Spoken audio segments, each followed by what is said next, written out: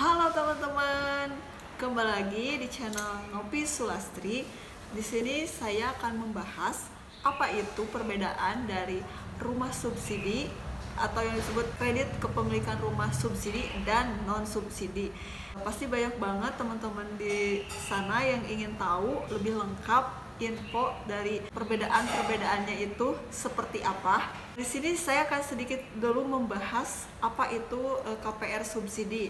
KPR subsidi ini yaitu kredit kepemilikan rumah, di mana kredit ini diperuntukkan untuk warga berpenghasilan rendah dan ada bantuan dari pemerintah berupa ringanan cicilan dan juga bantuan uang muka. Untuk non subsidi yaitu kredit kepemilikan rumah yang diberikan oleh bank kepada calon debitur tanpa ada bantuan dari pemerintah. Jadi tidak ada campur tangan dari pemerintah itu sendiri. Untuk mengetahui lebih lanjut soal perbedaan-perbedaan dari KPR subsidi dan non subsidi, kita akan bahas. Tetapi jangan lupa dukung terus channel Nopi Sulastri dengan cara like, comment, and subscribe.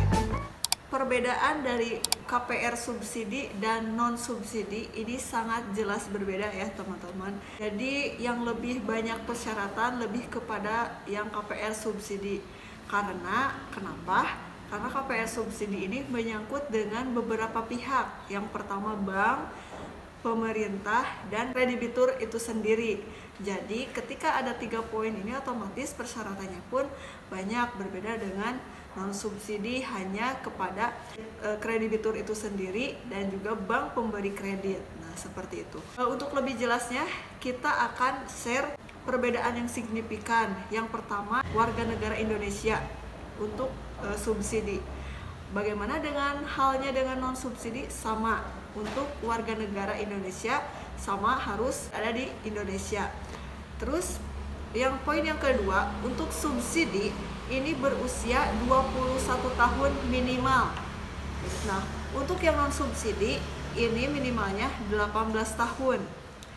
Nah, terus yang poin yang ketiga itu memiliki pekerjaan tetap 1 tahun berjalan untuk subsidi, dan sama halnya untuk yang non subsidi juga demikian.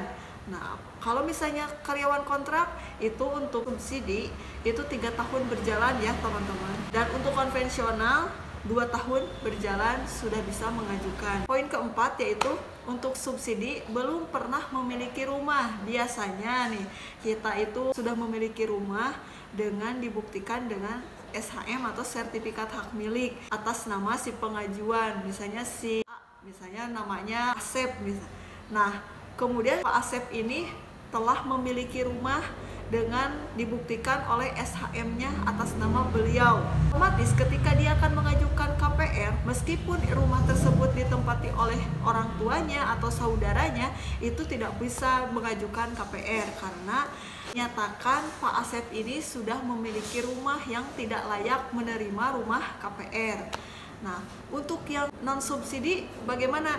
Kalau untuk non subsidi boleh, meskipun Pak Asep ini sudah memiliki rumah dengan dibuktikan SHM, lantas dia mau membeli atau mengkredit subsidi unit kembali itu bisa. Jadi tidak seperti subsidi. Soal penghasilan, untuk subsidi penghasilannya di batas 4 juta sampai 8 juta. Itu bisa joint income. Misalnya pengajuannya suami bekerja gajinya 4,2, sisanya istri berpenghasilan 2 juta, nah itu bisa di joint income kan selama tidak melebihi 8 juta. Namun beda halnya dengan non subsidi, penghasilannya batasnya dari 5 juta sampai sekian, jadi tidak ada batasan, dan cuman di atas 5 juta. Jadi itu bisa mengajukan rumah non subsidi. Itu bisa juga joint income sama seperti subsidi. Yang ke poin selanjutnya itu memiliki NPWP. Sama, untuk non subsidi juga harus memiliki NPWP. Kemudian SPT tahunan. Subsidi perlu banget memiliki SPT tahunan, sama halnya dengan non subsidi juga perlu dibuktikan dengan SPT tahunan. SPT ini bisa didapatkan di kantor pajak, atau misalnya kalau misalnya perusahaan yang membayarkan secara kolektif itu bisa dikeluarkan oleh si HRD-nya. Jadi kalau misalnya nanti pas pemberkasan bingung nih SPT-nya itu dapat dari mana, itu bisa ditanyakan dulu ke HRD-nya tempat dia bekerja, atau misalnya ketika HRD-nya tidak membayarkan secara kolektif bisa diproses ke kantor pajaknya. Jadi nanti itu tinggal komunikasi aja di tempat bekerjanya teman-teman. Perbedaan selanjutnya untuk KPR subsidi terletak pada usia jatuh temponya. Untuk KPR subsidi jatuh temponya sampai dengan 60 tahun usianya ya teman-teman. Jadi kalau misalnya konsumennya usianya dari 45 tahun, dia baru pengajuan KPR, otomatis ya masih bisa memenuhi batas jatuh temponya tersebut. Nah, beda halnya untuk usia jatuh tempo non subsidi, yaitu sangat pendek, jadi di 55 tahun. Otomatis kita harus lihat dulu batasan ketika kita pengajuan, jadi jangan sampai mepet banget ke jatuh tempo. Itu perbedaan-perbedaannya. Perbedaan selanjutnya, KPR subsidi dan non subsidi, yaitu dari harga jual rumah. Untuk KPR subsidi ini, harga jual rumahnya di bawah angka 200 juta. Nah, sedangkan untuk kredit non subsidi ini di angka 200 juta ke atas. Nah, itu sangat jelas ya teman-teman perbedaannya. Jadi kalau misalnya non subsidi ini bisa terjangkau, apalagi dengan cara dikredit. Kemudian dari jenis suku bunga, nah ini teman-teman banyak banget yang menanyakan suku bunganya, kenapa sih kalau misalnya si A kreditnya waktu itu bunganya tetap, terus si B ini bunganya bisa ada kenaikan waktu 10 tahun atau seperti apa. Nah ini kita bahas di jenis suku bunga. Yang pertama, fixed rate atau misalnya cicilan tetap. Nah, untuk non subsidi ini sebenarnya ada beberapa macam tipe bunga. Nah, tapi di sini saya akan batasi dulu biar teman-teman fokus ke perbedaan dari subsidi dan non subsidi.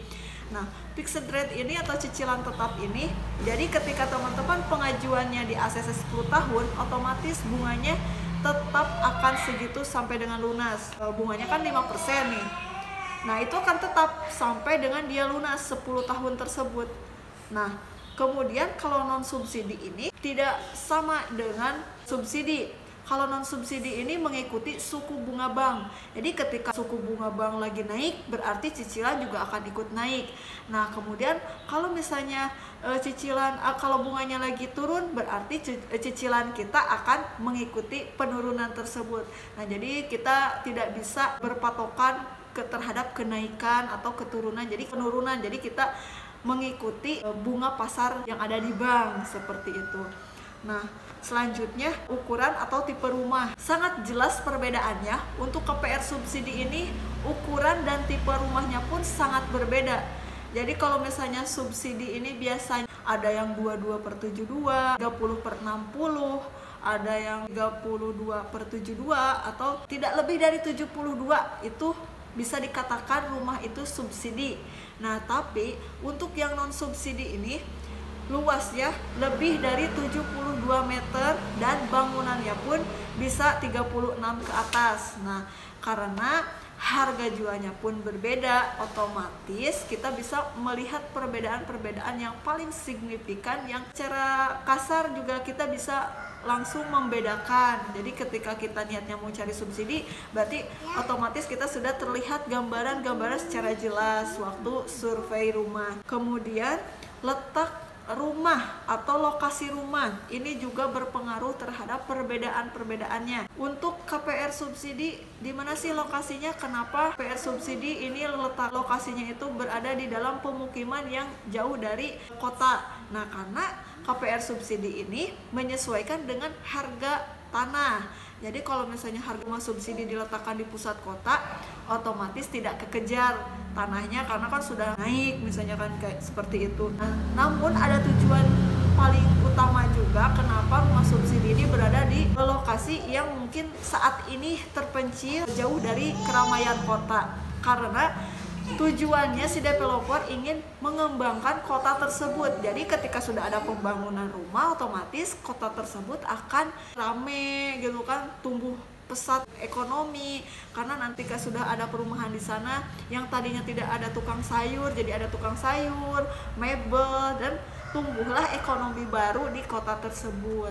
Nah seperti itu, jadi ada positif dan negatifnya. Kecuali karena perumahannya baru, mungkin akses kemana-mana susah, misalnya warung agak jauh, nah itu akan tumbuh secara bertahap ya teman-teman.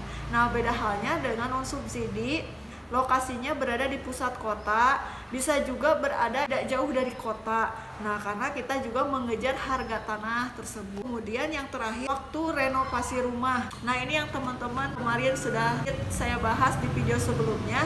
Renovasi rumah untuk KPR subsidi ini ada batasan waktu, yaitu kalau belum memenuhi 5 tahun berjalan tidak boleh dulu direnovasi secara berlebihan. Videonya sudah saya share, silahkan teman-teman cek di video saya sebelumnya. Di situ saya sudah bahas batasan-batasan renovasi ya.